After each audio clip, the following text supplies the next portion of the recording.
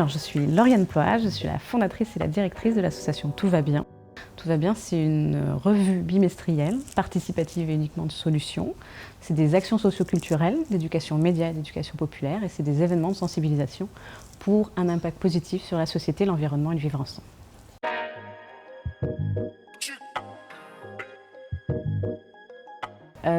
J'ai commencé le journalisme, j'avais 17 ans.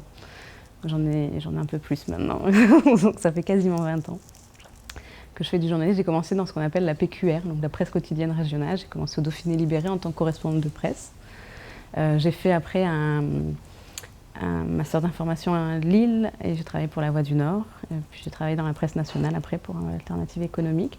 J'ai arrêté le journalisme il y a quelques temps pour des questions déontologiques que je me posais. Et j'en suis revenue parce que ça me manquait, parce que j'avais besoin de trouver ce qui fonctionne, de trouver qu'est-ce qu'on pouvait faire. Je crois que quand on devient journaliste, on a envie de comprendre le monde et d'essayer de le voir progresser avec nos recherches, avec ce qu'on fait, et d'être redevenue un peu plus passive. Ça me manquait d'aller à la rencontre des gens.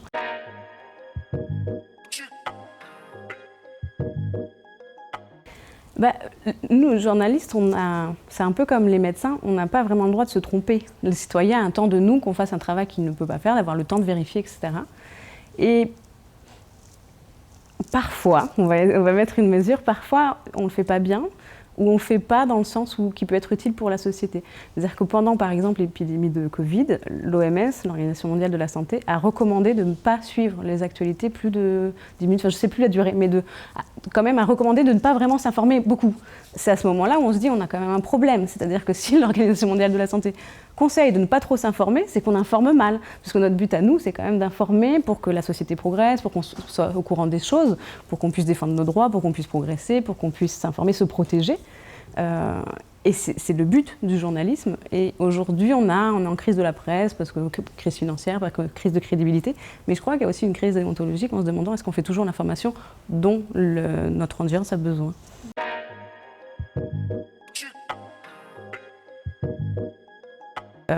La spécificité du journalisme de solution, c'est qu'en plus du journalisme traditionnel, mais avec des grosses guillemets, du coup, du journalisme où on va faire un constat, on va constater l'information, les fameux 5 W qu'on voit dans toutes les écoles de journalisme, qui, que, quoi, ou quand, comment. Nous, on en rajoute un 6e, alors je vais essayer en anglais, ça se dit What Now, qui serait et maintenant. C'est-à-dire qu'est-ce qui se passe, où, quand, comment, avec qui, pourquoi, et maintenant qu'est-ce qu'on fait.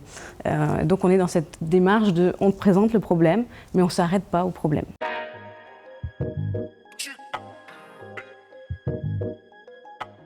Pour changer le prisme par lequel on voit l'actualité, essayer de donner envie d'agir plutôt que de démobiliser. C'est-à-dire qu'il y a beaucoup d'études qui datent d'il y a longtemps, enfin l'université de Cambridge, c'était en 2005, il y a longtemps, 2005, c'est toujours très relatif, montre que si on ne fait que informer sur les problèmes, à un moment, on démobilise le citoyen qui pense qu'il ne peut plus rien faire et qui finit par avoir un vote autoritaire.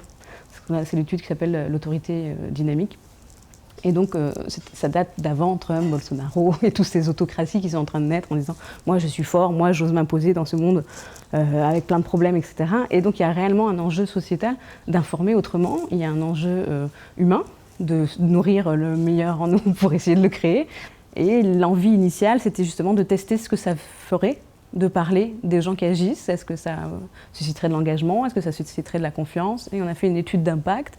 Et aujourd'hui, il y a 30% des gens qui nous lisent, qui s'engagent bénévolement dans une asso, qui changent leur habitude ou autre. Et il y en a 80% qui sont plus optimistes sur l'avenir du monde. Comme quoi, on est quand même des êtres pleins d'émotions, susceptibles à ce qu'on lit. Et donc, il faut choisir ce qu'on lit, quelle presse on soutient. Et ça, c'était important.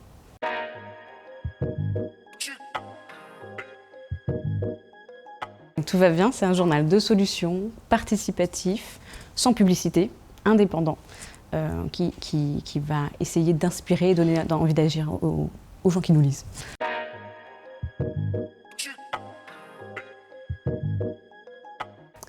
C'est un peu provoque, on va dire, plus qu'ironique. C'est plutôt l'envie de montrer que l'interprétation n'est pas si simple. C'est jamais tout va bien, tout va mal. C'est toujours très complexe, il y a toujours beaucoup de choses qui entrent en jeu. Et dans un média, on peut dire plus ou moins n'importe quoi. La preuve, on peut l'appeler tout va bien. Donc c'est aussi un enjeu d'éducation aux médias.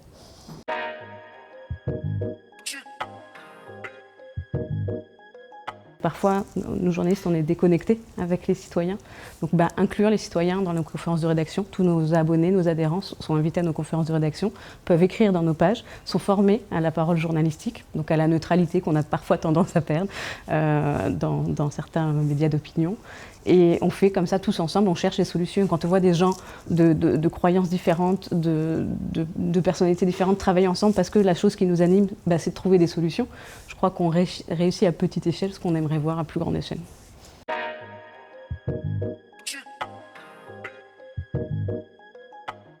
Nous, on est super bien accueillis. Déjà, on a un nom qui ne fait pas peur.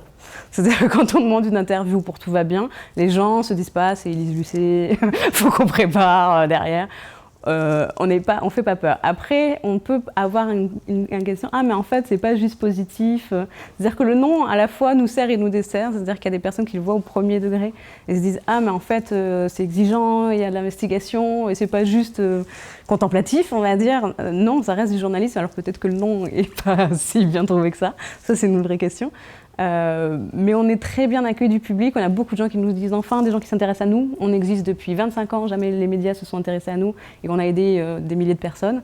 Donc il y a réellement un besoin, je pense qu'on est un relais entre ceux qui ont envie de savoir ce qui existe, ce qui se passe, et ceux qui ont envie de se faire connaître parce qu'ils ont des idées, parce qu'ils ont des choses à dire, parce qu'on réinvente 1000 fois la même chose alors qu'elle existe déjà, et qu'il faudrait juste avoir plus de moyens de communication et de diffusion, et c'est le rôle qu'on joue.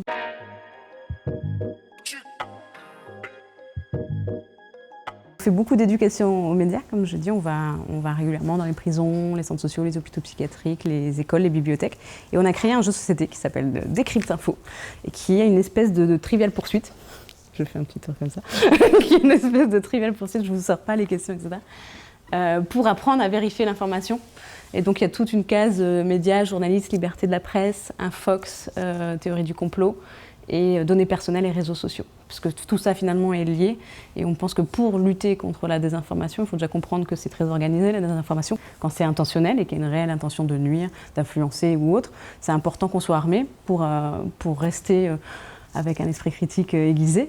Si on n'arrive plus à rester sur des faits, à chercher un côté véridique et à tolérer des opinions différentes, on aura des difficultés à faire société commune, on aura des difficultés quand un groupe social qui fait de la désinformation contre un autre groupe social sera majoritaire, ça peut amener à des tensions.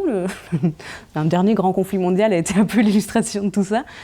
Donc c'est vraiment un enjeu de société important et nous en tant que journalistes on avait envie de lutter contre les fake news et donc on vient avec ce jeu de société, on vient avec des quiz info ou intox, on vient avec différentes choses pour tout public, on commence école primaire jusqu'aux adultes pour donner les clés pour comprendre le monde des médias et pas tomber dans l'info qui nous fait plaisir mais qui n'est pas vraie.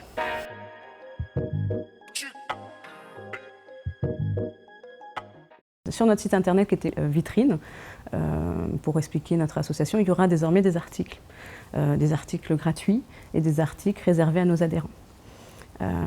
Donc on prendra l'adhésion, on pourra lire tous nos articles en ligne. Donc on passe du PDF plus papier au numérique, au pure player, pour que tout le monde puisse s'informer ailleurs aussi qu'à Lyon. Parce qu'on a pendant le confinement, on a fait toutes nos conférences de rédaction d'information en visio, ce qui nous a permis d'avoir des bénévoles ailleurs qu'à Lyon.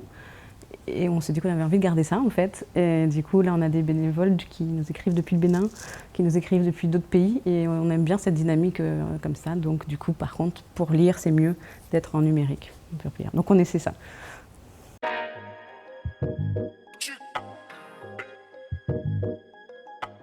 Alors on parle d'engagement, on parle de journalisme. Je crois que le monde de demain, c'est nous qui le ferons. Donc c'est à vous de choisir quelle presse vous voulez soutenir, quelle information vous voulez lire. Il y existe plein de presse alternatives, de presse associative, de presse indépendante. Vous pouvez vous-même diffuser des informations ou autres. Donc soutenez la presse libre, engagez-vous pour que demain soit mieux qu'aujourd'hui.